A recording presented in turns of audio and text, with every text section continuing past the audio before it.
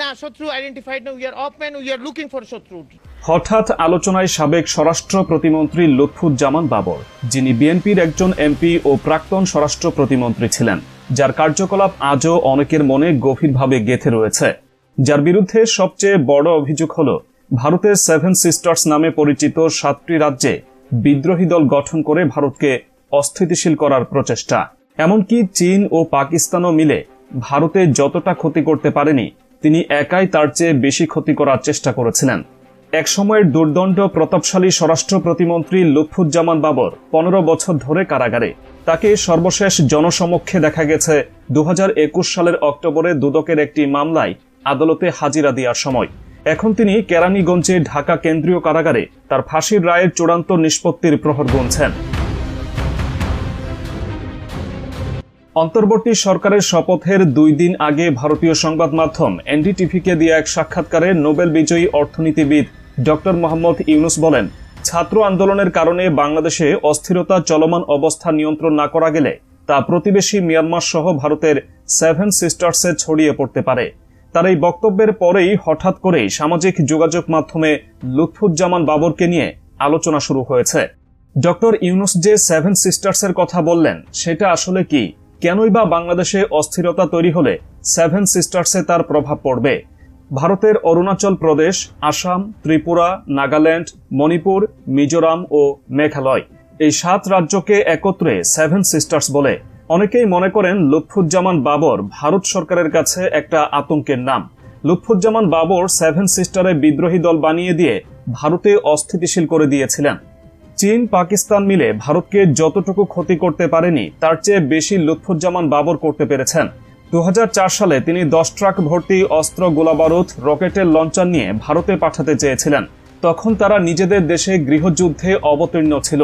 অরুণাচল প্রদেশ, আসাম, ত্রিপুরা, নাগাল্যান্ড, মণিপুর, মিজোরাম ও মেঘালয় মূল ভারত থেকে আলাদা হতে চেয়েছিল। আর সেখানের আন্দোলনকারীদের 10 ট্রাক অস্ত্র সরবরাহ করতে চেয়েছিলেন এই লুৎফুজ্জামান বাবর, কিন্তু শেষ পর্যন্ত করতে পারেননি। সে সময় যদি এই অস্ত্রগুলো ভারতে প্রবেশ করত, তাহলে ভারতের পরিস্থিতি কেমন হতো তা ভাবতেই শিউরে উঠতে হয়। তিনি ছিলেন এমন একজন, যিনি এমন সময় ভারতকে হুমকি দিয়েছিলেন যখন বাংলাদেশ থেকে কেউ এই ধরনের সাহস দেখায়নি। 7 সিস্টার্সকে স্ট্র্যাপ সিস্টার বানানোর ক্ষমতা ছিল তার, এমনটাই মনে করেন অনেকে।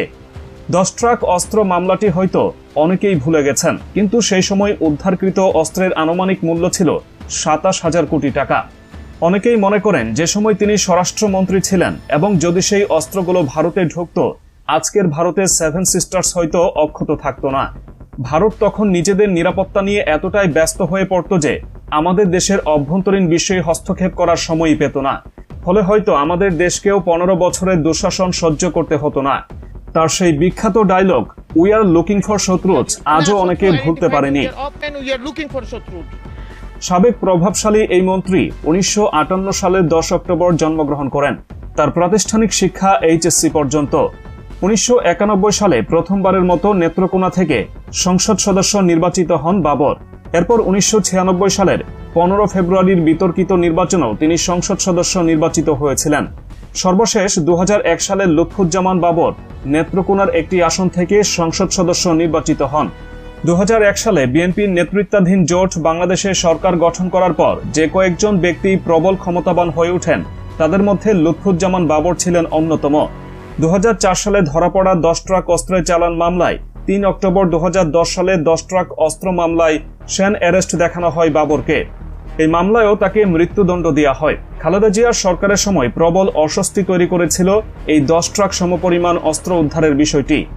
10 ট্রাক অস্ত্র উদ্ধারের আগে থেকে বিএনপি সরকারের সঙ্গে ভারতের সম্পর্ক খুব একটা ভালো যাচ্ছিল না। এর মূলে ছিল নিরাপত্তা ইস্যু। ভারত তাদের উত্তর পূর্বাঞ্চলের 7টি রাজ্যের নিরাপত্তা নিয়ে বেশ চিন্তিত ছিল। ভারতের অভিযোগ ছিল দেশটির উত্তর পূর্বাঞ্চলের বিদ্রোহী গোষ্ঠীগুলোকে মদত দিচ্ছে বিএনপি সরকার।